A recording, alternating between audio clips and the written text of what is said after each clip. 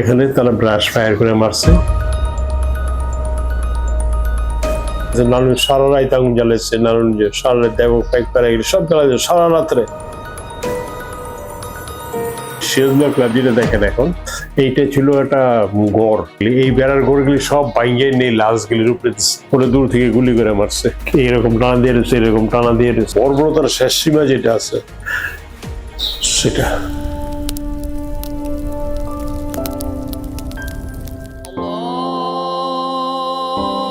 নারায়ণগঞ্জের বন্দর সিরাজউদ্দৌলা ক্লাবের খেলার মাঠে কখনো আছড়ে পড়ে আজানের ধ্বনি, কখনো কিশোরদের খেলাধুলোর উন্মাদনা। কিন্তু মাঠের একটি কোণা যেন ৫৪ জন নিরীহ বাঙালির আর্তনাদ নিয়ে নীরব হয়ে আছে সেই ৭১ থেকে। ৫৪ জন নিরীহ বাঙালিকে সাক্ষী করে কোন ইতিহাসের রচনা হয়েছিল এই খেলার মাঠে? ১৯৭১ সালের মার্চ মাসের ৭ই মার্চের পর থেকে দেশ যখন উত্তাল অবস্থায়, নারায়ণগঞ্জে তারা অ্যাটাক করছে এই মাসের প্রায় ২-৩ তারিখে। আর বন্দর তারা অ্যাটাক করছে ৪ তারিখে। ৪ তারিখে অ্যাটাক করার পরে অ্যাটাক করেছে সোনাকান্দা দিয়ে এবং নবুইদায়, যেখান থেকে তাদের সুবিধা হয়েছে। এখান থেকে সুবিধা করতে পারে না, কারণ এখানে একটা প্রতিরোধ ছিল মোটামুটি ভাবে।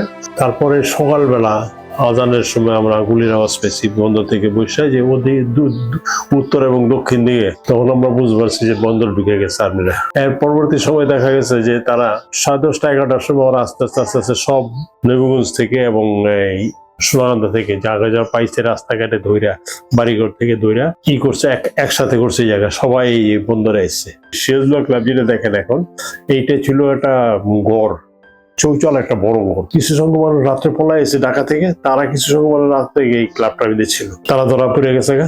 সেই লোকগুলো অচেনা লোকই আমাদের কাছে বেশি ছিল। এখানে যে ৫৪ জন লোক মারছে, পরবর্তী সময় দেখা গেল যে ওদেরকে লাইন ধরায় দাঁড়া করাইলো। দেখা যেতেছে রাইফেলের গাড়া বাড়ি দিতেছে, রাইফেলের গাড়া গুতা দিতেছে। হ্যাঁ, পাকিস্তানি আর্মি বড় বাহিনীরা ওরাও এটা উল্লাস করতেছে এটা মাইরিয়া। এরপর আশেপাশে বাড়িঘর থেকে তারা ডাব গাছের ডাব পারতে পারবে না দেখে ডাব গাছ কাটতে তারা ডাব খাইছে। এরকম বাড়ি আছে জায়গা থেকে গাছটা কেটে ফেলাই দিচ্ছে, এরপরে এই ডাবগুলি খেয়েছে ওরা। আমি একটা পুকুর ছিল অনেক উঁচা, পুকুর পাড়ের নিচে থেকে বসে দেখতেছিলাম কি করতেছে ওরা। এরপরে ব্রাশ ফায়ার মেশিন গান দিয়ে, সাব মেশিন গান দিয়ে ব্রাশ ফায়ার করছে। ব্রাশ ফায়ার করার পরে এখানে আশেপাশে যেসব বাড়িঘর ছিল, পাশে যে হিন্দুপট্টিটা আছে, হিন্দুপট্টি আছে, ওদের যে ঘরগুলি ছিল, বেড়ার ঘরগুলি, এই বেড়ার ঘরগুলি সব ভাঙিয়ে নিয়ে লাশগুলির উপরে দিচ্ছে। লাশগুলির উপরে দিয়ে গান পাউডার দিয়ে তারা জ্বালাই দিচ্ছে। এর মধ্যে অর্ধমৃত মানুষও ছিল যারা মরে না এগুলি খাইয়া। এরপরে একজন আবার ওই পার দিয়ে দৌড় দিয়ে দিচ্ছিল, ওরা দূর থেকে গুলি করে মারছে। মানে ওদের এই গুলির আওয়াজ হওয়ার পর এলাকায় একদম পাখি হয়েছিল না তো, ওই সময় সব চলে গেছিল। তাহলে বিভৎস দেখে আমরা এখান থেকে সব চলে গেছে। তো এইটাকে সংগঠিত করার জন্য এখানকার যে রাজাকার বাহিনীরা ছিল, এই রাজাকাররা পশ্চিমে রাজাকার হয় নাই, কিন্তু তারা যা পাকিস্তানি দুশরা ছিল তারা তাদেরকে সহযোগিতা করছে, পুরোপুরি ভাবে তাদেরকে সহযোগিতা করছে। এটা নন বেঙ্গলি দুইজন তো খবর নিলাম যে আর্মির আছে কিনা, ওরা ওই 10টা 11টার সময় মেরে চলে গেছে। এটা তো আমরা জানি না। আমরা আইসা দেখি লোকগুলি সব বিভৎস অবস্থা, এরকম টানা দিয়ে রয়েছে, এরকম টানা দিয়ে রয়েছে। মরার আগে যেসব মানুষের কীর্তি হয়। সবচেয়ে বড় জিনিসটা হচ্ছে কি, ওই সময় যে ভয়টা ঢুকছে, যে অনেক গুলি বেড়াতে গুলি মানুষের মেরে ফেলাইলো, এই ভয়টা এখনো চোখের সামনে আসে আমার। এই বন্দর জ্বালাইতে দেখছি, নারায়ণ জ্বালাইছে, নারায়ণ সারা রাত আগুন জ্বালাইছে, নারায়ণ সারা রাত দেব প্যাক প্যারা সব জ্বালাইছে সারা রাত্রে।